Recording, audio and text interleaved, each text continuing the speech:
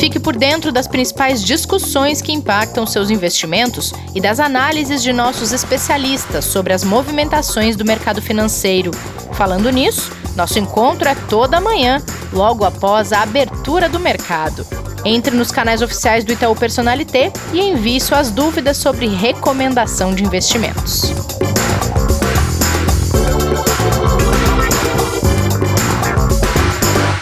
Olá, quarta-feira, 15 de julho de 2020. Bem-vindas, bem-vindos ao Investidor em Foco, o podcast de investimentos do Itaú Personalité. Bem-vindo você também ao episódio de hoje, Kleber, tudo bem? Bom dia, Rê, tudo bem e você? Tudo certo, tudo bem. Kleber, mercados voltaram a ficar animados com a informação da empresa de biotecnologia Moderna de que a vacina contra o coronavírus que está desenvolvendo produziu anticorpos em todas as 45 pessoas que participaram do teste. E com isso, as ações da Moderna dispararam 15% no pre-market de Nova York. Isso deu uma animadinha nas bolsas, né? Hoje eu vou fazer uma coisa que você sempre faz comigo. O que é o pre-market, Renata? Explica para o investidor. O pre-market é antes do mercado abrir, tá certo? Exatamente, muito bom. Porque, pessoal, eu fico sendo cobrado aqui se eu uso qualquer termo técnico pela Renata, viu? Apesar desse não ser um termo tão técnico, né? É mais só para a gente trazer aqui para o investidor como funciona lá fora, mas nada mais é do que a indicação do preço das ações antes do mercado à vista para negociações abrirem. Perfeito, Renato. Já falei que você pode fazer isso aqui sozinho o dia que você quiser, tá? Mas eu agradeço se você continuar me chamando. Os mercados estão tá bom, vou continuar. Os mercados estão tão Mas agradeço aqui. O elogio também. Eles estão tão animados aqui quanto a gente e por motivos realmente que fundamentam um pouquinho isso, porque obviamente a questão da vacina ela é muito sensível, né? Existem até algumas pessoas dizendo que os otimistas estão se apegando à questão da vacina para dizer que tudo vai se recuperar, né?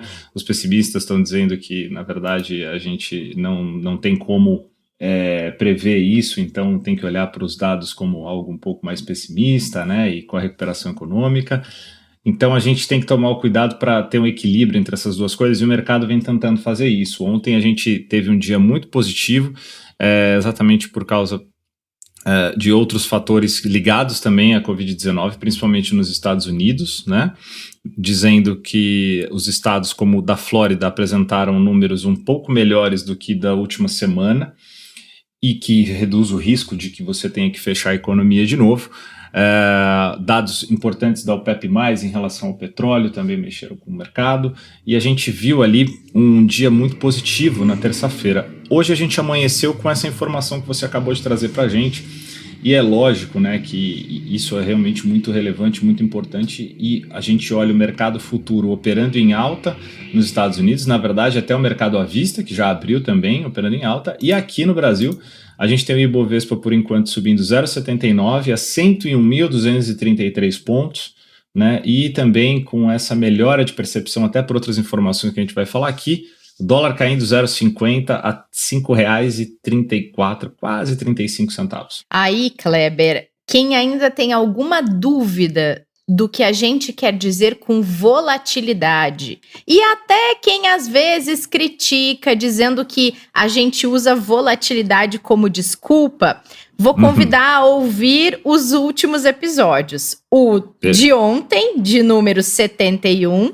e este que estamos falando aqui, de número 72. Porque ontem a gente começou dizendo que as bolsas, o mercado estava esfriado, que tinha um balde de água fria nas bolsas. Aí agora você vem dizendo que ontem foi um dia positivo. Gente, exatamente. Isso se chama volatilidade. Se tem alguma dúvida no ar ainda sobre a instabilidade dos mercados, tá o exemplo aqui na gravação desses 2 últimos episódios do podcast. Exato, e a gente falou ontem e na segunda-feira também, principalmente na segunda, sobre os fatores que estão ali ficando nessa balança, né, entre otimismo, pessimismo / preocupação, né, do investidor.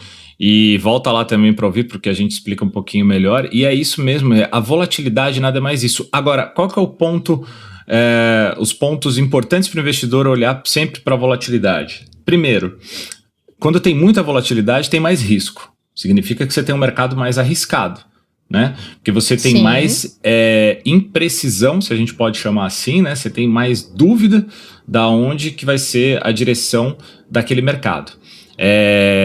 Quando você tem um mercado só caindo ou um mercado só subindo, você tem pouca volatilidade, porque ele está numa direção definida, seja positiva ou negativa, né? Só que, em compensação, o mercado de muita volatilidade também traz muita oportunidade para aquele investidor, e como é que a gente fala para todos os investidores, né, Rê? A questão é democratizada aqui, não é só para o investidor de longo prazo. Para o investidor que gosta de operar no curto prazo, uma parte dos seus investimentos ou até, de repente, uma parte relevante, o mercado de volatilidade ele é importantíssimo. E mesmo para o de longo prazo também, depois a gente pode explicar um pouquinho mais. Porque é onde geram as oportunidades, onde você tem aumento de liquidez, onde você tem aumento de giro financeiro. Então, a volatilidade, além de muito relevante, ela é sim muito importante e pode gerar oportunidade para quem souber operá-la, tá? Porque para quem não sabe, é realmente muito arriscado ficar operando no curto prazo em momentos assim. Tem que saber, né, Kleber? Não é para qualquer Sem dúvida. Não é. Bom, temos novos rumores de fim do acordo entre China e Estados Unidos? A gente tem, de novo, essas discussões, né, revoltando, principalmente porque o destaque, né, em relação a isso, né, a China caiu em meio às tensões, né, renovadas ali com os Estados Unidos, depois que o Trump disse que assinou, né, uma nova lei, né, um novo projeto ali de legislação nos Estados Unidos que pede sanções a autoridades e entidades chinesas envolvidas na aplicação da nova Lei de Segurança Nacional de Hong Kong, aquela que a gente já falou lá atrás, né, que pode impactar muito na soberania de Hong Kong em relação ao governo,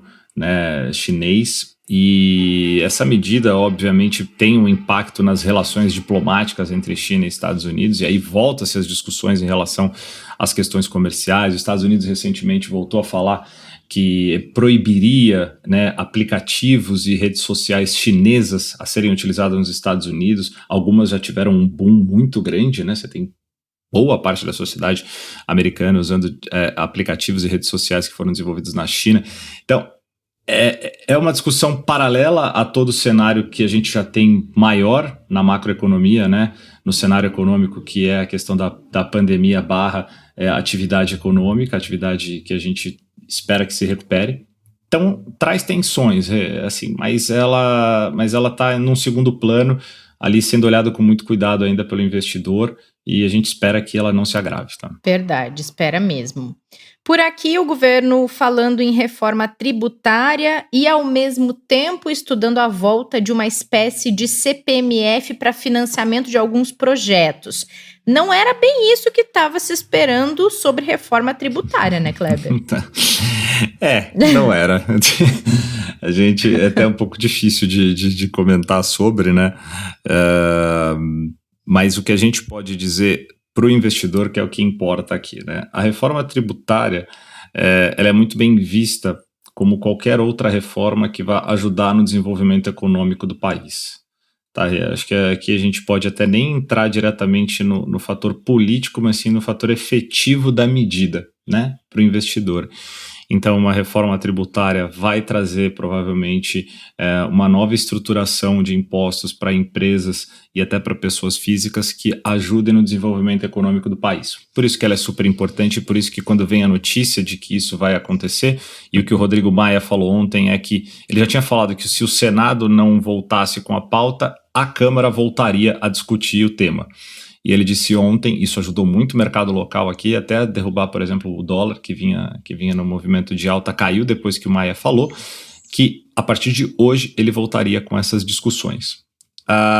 Quanto à CPMF, usando palavras do próprio presidente da Câmara, Rodrigo Maia, que já se apresentou como um dos cabeças da derrubada da CPMF lá atrás, lembra? Quando a gente teve o imposto, Sim, já se tentou trazer várias vezes de volta esse imposto e nunca emplacou. Exatamente. Quando derrubado a CPMF lá atrás, o próprio Rodrigo Maia era um dos líderes de partido na Câmara e foi um grande defensor do fim da CPMF, então ele já se declarou totalmente contra um novo imposto que tenha as mesmas características ou que venha em linha com aquilo que já tinha e que foi derrubado com a própria liderança, parte da liderança sendo dele. Tem algumas apresentações, né, do próprio Paulo Guedes com esse intuito de que isso seria, sim, bom e importante para o país. Tem alguns coros aí que reforçam o discurso do Guedes. Essa disputa com a Câmara é realmente muito forte, porque se a Câmara não for a favor, fica muito difícil de passar. E o que a gente pode dizer do nosso lado aqui, pensando no nosso dia a dia, do cidadão brasileiro, do investidor, é que se for criado alguma coisa, que seja alguma coisa realmente boa para o país, né? Que tenha alguma efetividade e não mais uma cobrança apenas para onerar né, as questões fiscais do brasileiro, que isso a gente não precisa mais, a gente já tem aí um nível de impostos bem alto a se pagar, tanto empresas quanto pessoas físicas. Então, que seja um desenvolvimento bom para o país, né? Eu acho que fica a nossa torcida aqui, mas sem dúvida, a reforma tributária, como uma reforma administrativa e outras reformas que possam ser discutidas, elas sempre vão ser positivas para o desenvolvimento do país, e por isso que o mercado responde de maneira muito otimista, e a gente viu isso com a reforma da Previdência, né? O quanto ela foi boa para o mercado e para o investidor. Beleza, Kleber, olha só, a gente já falou aqui em recuperação em V, recuperação em U, agora recuperação em W. Te confesso que não vejo isso como uma alternativa muito boa, apesar de que não depende de ninguém, né? Depende de ninguém não, mas depende muito do comportamento e das medidas de combate a esse coronavírus. Deixa só eu contextualizar. O responsável pela área de renda fixa global na Miriam Global Investors, Mark Nash, vem falando sobre isso a alguns veículos de imprensa. A Bloomberg já publicou essa teoria dele, que segundo ele vem sendo motivo de preocupação no mercado global, que seria essa recuperação em W. Só que para ter uma recuperação em W, Kleber, tem que cair de novo, né? Exatamente. Até para tentar decifrar essa sopa de letrinhas de gráficos, né? Como que a gente vai traduzir isso para o investidor aqui via podcast sem o visual, né? Então, primeiro, imagina um gráfico onde você tem uma linha de queda muito forte e uma linha de alta na mesma proporção, igual. Só que ao invés de cair, ele sobe. É a recuperação em V, né, Rê? A recuperação em U, ela teria um tempo ainda para começar a se recuperar, e aí ele forma vamos chamar assim popularmente, uma curva ali, uma barriga embaixo, né, depois da queda, e aí começa a subir, por isso da recuperação em U. A gente hoje vive um sinal de recuperação em V muito claro, né? A gente teve um V um pouquinho mais demorado para a subida, né, para a segunda linha, porque a gente teve uma queda muito rápida em um mês, aproximadamente um mês, e a recuperação dela vem acontecendo em aproximadamente 3 meses, né? Então, é um V, mas é um V que mostra que a recuperação foi um pouquinho mais lenta do que a queda. Agora, o W é tudo que a gente não precisa, né? Exatamente. A gente não precisa, e eu diria aqui até para que as pessoas, além de estarem bem de saúde do ponto de vista em relação à pandemia, né, em relação a todos os problemas que o Covid-19 traga, para que ele não tenha problemas cardíacos também, né? Por quê? É verdade. Para a gente ter uma recuperação em W, significa que a gente teria agora que cair tudo de novo, que já tinha caído lá no início da crise, e depois, na mesma velocidade, essa recuperação que a gente vem olhando agora. Isso seria um pouco atrelado a uma segunda onda da pandemia, né? Quando Exatamente. Eles analisam esse W. O que levaria, qual que seria o evento para que isso acontecesse?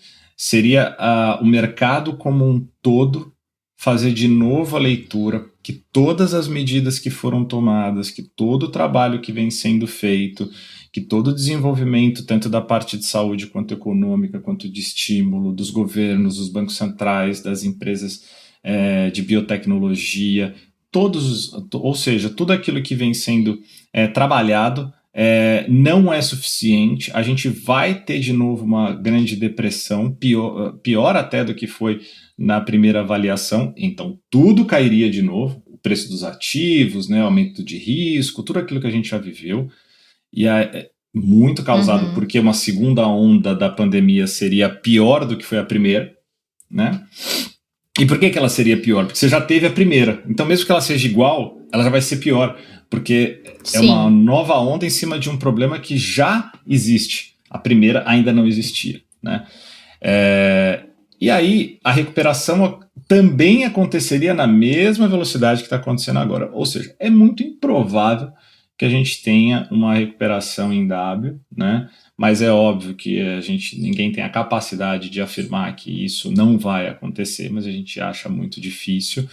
Achei interessante algumas avaliações que eu vi de outros especialistas que até apelidaram pela própria Bloomberg, né, de que, na verdade, isso seria como uma ponta de uma serra elétrica, né? Então, o mercado e os ativos ficariam para cima, para baixo, para cima, para baixo, e aí eles complementam, né? E muito dolorosa em todo o caminho. Ou seja, você acaba tendo muita dúvida, você acaba não conseguindo ter uma definição do que vai acontecer, e aí você fica por muito tempo vamos chamar, nessa fase de otimismo, pessimismo, sem convicção de quando as coisas vão se resolver. A gente também ainda não está num grau muito pesado disso, né? A gente não sente isso, mas já é um pouquinho perceptível, né? Que o mercado vem subindo, vem melhorando, né? Os investidores vêm sentindo mais confiança, mas sempre com dúvida, né? Sempre com preocupação. Sim. E é natural, né? É natural, enquanto a gente não tiver uma instabilidade que ela não tem como se tornar uma estabilidade enquanto o problema do coronavírus não for resolvido, né, Kleber? Perfeito. Vai pairar em torno dos humores do mercado e das negociações e das movimentações esse assunto até que se tome uma solução, que se tenha uma saída, seja uma vacina, seja um medicamento com uma eficácia maior e por aí vai. Não tem como dissociar uma coisa da outra, né? E, bom, o que eu faço com toda essa informação? Pergunta-se o investidor agora, né? Tá bom, é V, é U, é W, é qualquer letra que seja, o que eu faço? Né? Então, o que o investidor hoje, como a gente já vem dizendo sempre e só reforçando, faz nesse momento é traçar seus objetivos, ter alguém do seu lado para fazer essa avaliação junto com você, um assessor, um especialista, alguém que conheça o mercado para te orientar, ter uma diversificação adequada ao seu perfil, né, e ao seu planejamento, que essa diversificação realmente seja completa do ponto de vista de risco, de oportunidade, de classe de ativo, e tem que ter uma dose de paciência, de controle de ansiedade natural e de adaptação também, né, Rê? Adaptação ao mundo de juros baixos, a um Brasil com baixo retorno em ativos de baixo risco, ativos conservadores, com uma Selic baixa provavelmente por um período mais prolongado, né? Então tem que ter uma dose aí de paciência, de controle de ansiedade, porque vai ser realmente difícil conseguir grandes retornos em tempos muito curtos, né? Salvo aquele que está tomando muito risco, o que a gente não recomenda que ninguém compre mais risco do que seu perfil aguenta e do que seu patrimônio pode suportar também, né? E não agir por impulso, né, Kleber? Sem dúvida, né? Querer ter retornos muito rápidos pode sim trazer riscos que não são adequados, né? Nem pro perfil, como a gente fala muito aqui, mas também, né, nem para o momento, né? O momento é um momento em que, por mais que a gente venha falando muito de recuperação, ele é ainda assim um momento de que o investidor tem que ter um nível de proteção e de conforto que seus investimentos, caso a gente tenha um novo problema, ele esteja tranquilo de que a diversificação dele vai proteger o patrimônio dele. Pode ter oscilação, né? Mas é uma oscilação que é suportável. É verdade. Acho que isso que é importante. Verdade. Muito bem, Kleber. Muito obrigada. Espero que a gente tenha sido didáticos. Também. Para que as pessoas entendam um pouquinho mais e tenham informação confiável para ajudá-las a enfrentar esse momento, e é sempre importante buscar auxílio, ajuda, especialista em investimento certificado, para que não se faça nada por impulso e também nem sem o conhecimento devido. Estamos de volta amanhã no próximo episódio. Até lá, Kleber. Valeu, Rê. Muito obrigado. Até amanhã. Até. E vocês que nos acompanham nesse episódio de número 72, não percam também a live de hoje, das 5 da tarde, no Instagram e no YouTube do Itaú Personalité. Vai falar sobre produtos de investimento, um pouco sobre diversificação, que a gente estava falando aqui agora. Protejam-se, cuidem-se. Até o próximo episódio. Nos encontramos amanhã. Fique por dentro das principais discussões que impactam seus investimentos e das análises de nossos especialistas sobre as movimentações do mercado financeiro. Falando nisso, nosso encontro é toda manhã, logo após a abertura do mercado. Entre nos canais oficiais do Itaú Personalité e envie suas dúvidas sobre recomendação de investimentos.